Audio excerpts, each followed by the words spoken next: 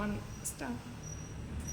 இந்த பழத்தை தோலோட சாப்பிட்டுக்கலாம். ஏன்னா இந்த பழத்தில் தோலை இருக்க முடியாது.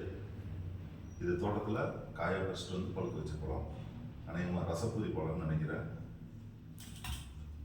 இது மல்கோவா. இது தோட்டத்தில் வந்து காய பறிச்சுட்டு வந்து பழுக்க வச்சுது. பெரும்பாலும் பழுக்க வச்ச பழத்தை வாங்காதீங்க. இந்த மாதிரி காயா வாங்கிட்டு வந்து பழுக்க வச்சு சாப்பிடுங்க. இந்த பழத்தை நான் கட் பண்ணுறேன்.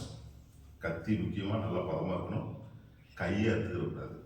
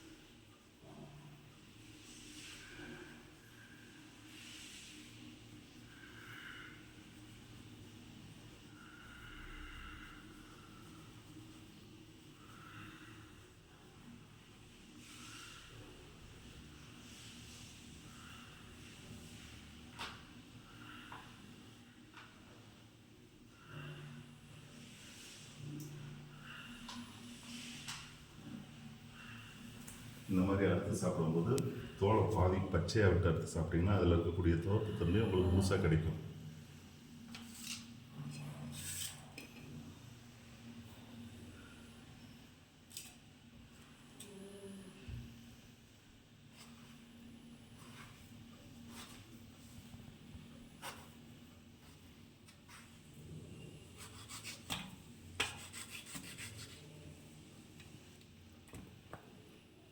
அதோட முக்கியம் தோலோடு அறுத்து சாப்பிட்டோம்னா பாதி தோல் சதையோடு தூக்கிடுவோம்.